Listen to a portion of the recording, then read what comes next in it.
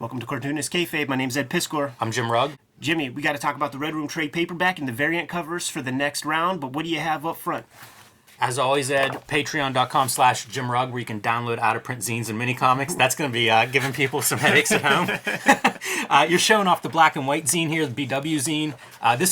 I got into the 80s self-publishing black and white books and started pulling those out of quarter bins and 50-cent boxes. This is a compilation of stuff I found. Panels, text pages, advertising, logos, just all the stuff that really made me fall in love with those books. And this is one of the dozen or so PDF zines that are available to download on my Patreon.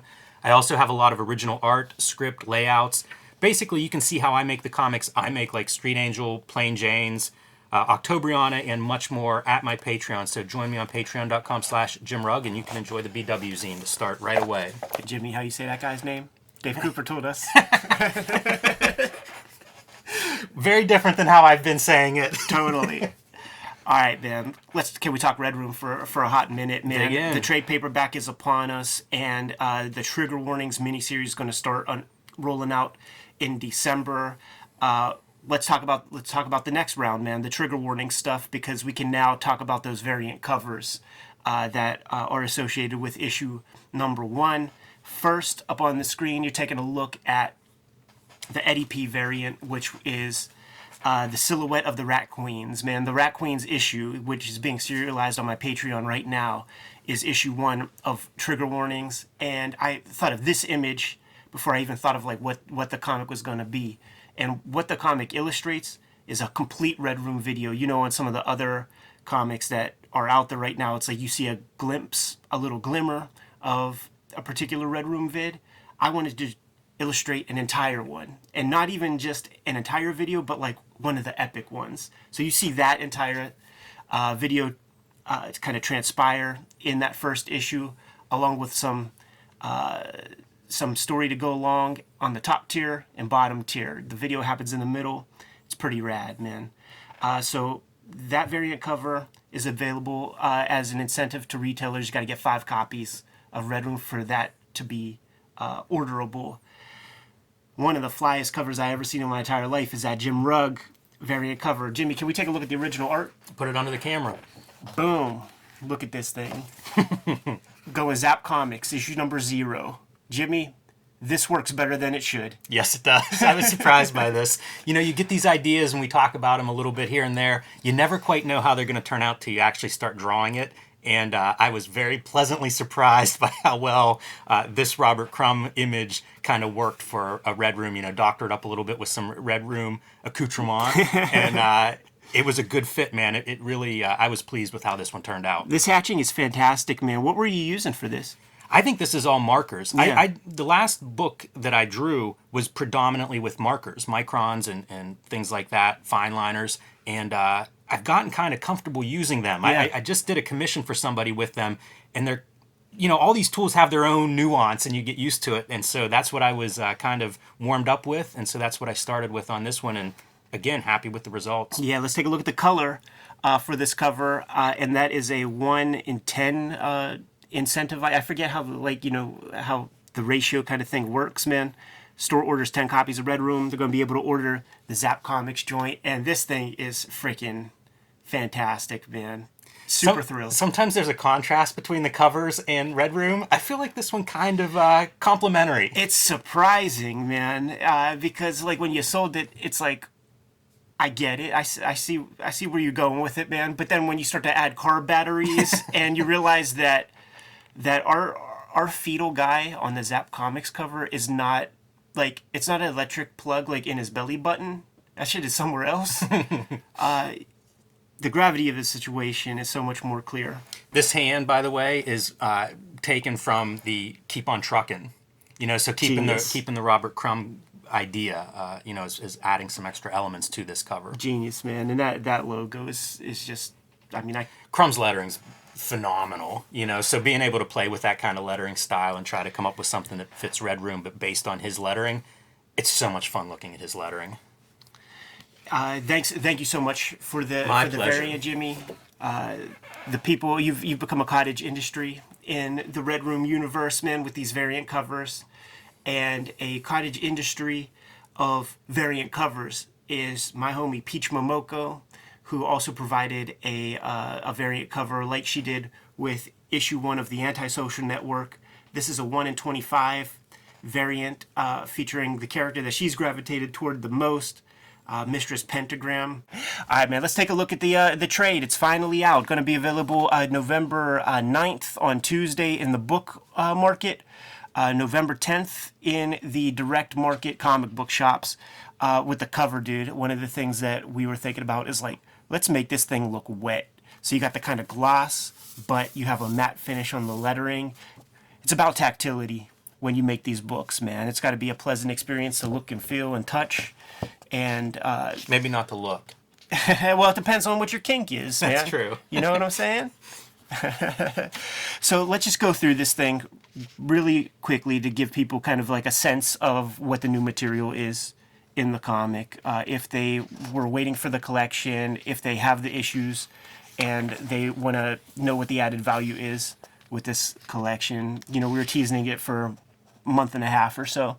So one of the things that you see off the bat is just like lots of fresh artwork, dude. I spent the summer drawing fresh pages for this thing, trying to create just a different experience, something that maybe the direct market, like Wednesday Warrior crowd, isn't really gonna necessarily see, because these books, they have a wider life beyond the comic shop rack.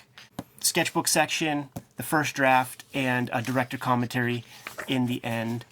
All framed by some of the tools of the craft. That's goddamn right, man.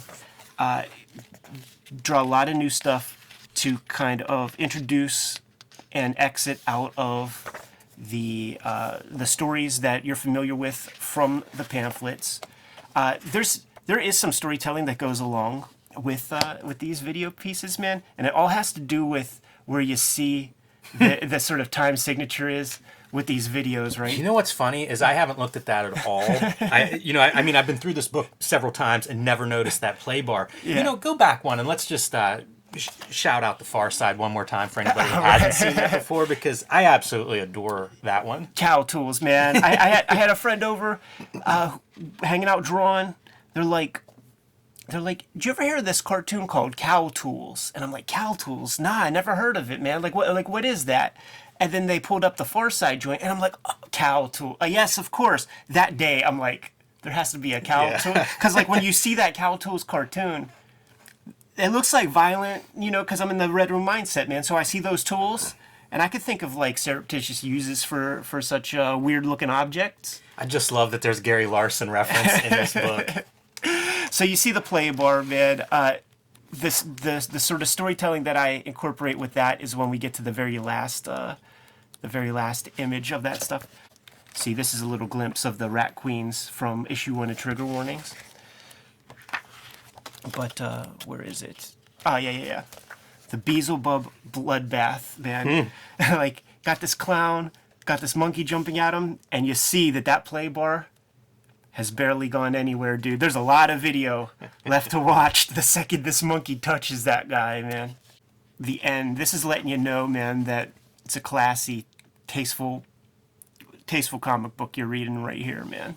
It's worth noting, too, the production. You know, I realize this is collecting the first 4 issues and stuff, and people may or may not be familiar with those, may have read some of those or whatever. The production's really sharp in this book. Extremely sharp. I don't know if it's great a paper choice or what, but it's a really nice-looking reproduction, and for your art that has so much fine line, that's essential. Yeah. It's not a given, but it's really essential, and it's nice to see. Like, I've looked at enough books that are not well-printed that you gotta appreciate the ones that do reproduce the fine art well. Can't be more thrilled with the print job on this.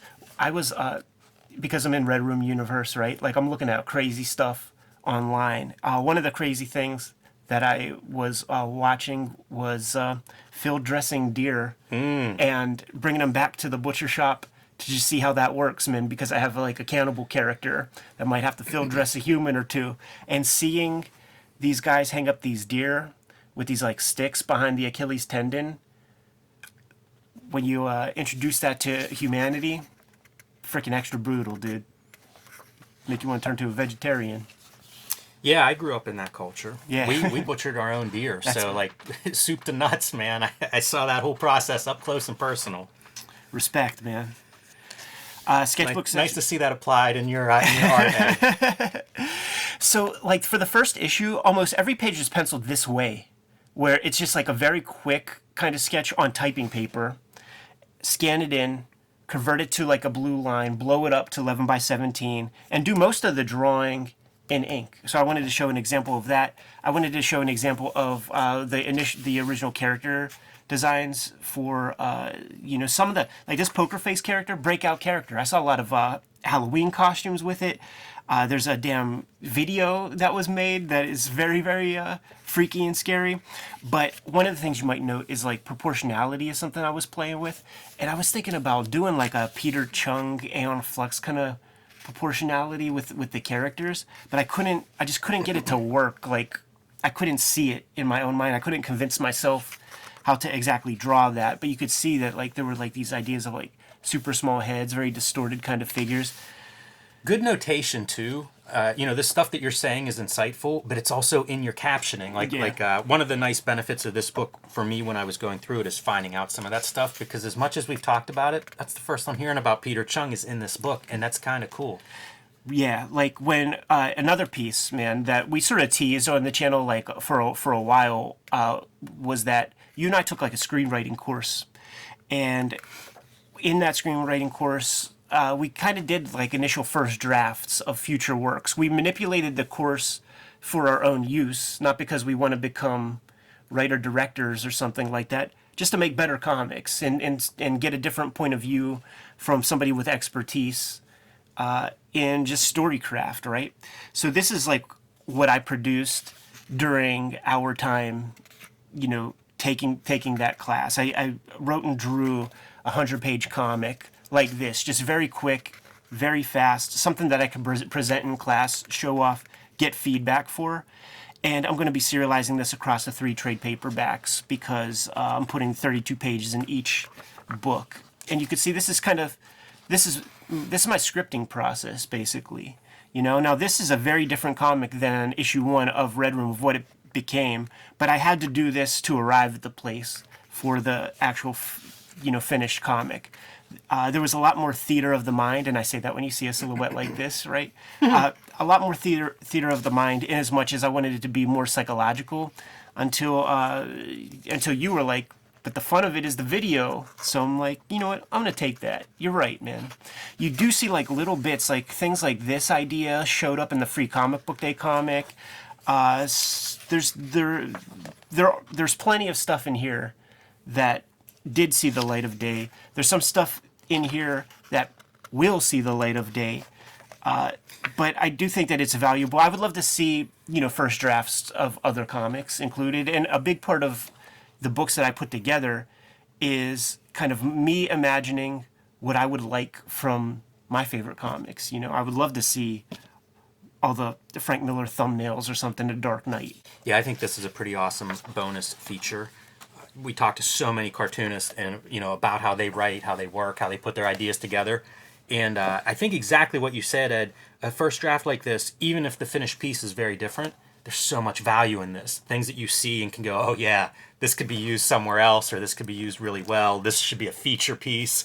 You don't get it if it's just in your head. Like, you sort of have to work through it. You need to put this stuff on paper, get it out of your head so you can really look at it. Yeah, and this was never meant to be seen by anybody but myself, man. So it's like I know what will go here in like the finished state, and it just so happens that you could kind of figure out what's happening. This is something that hit the cutting room floor that it's like, man, I wish I could figure out some place to put it, man. The idea is that the main guy from issue 1, he's taking his daughters to go see a monster movie.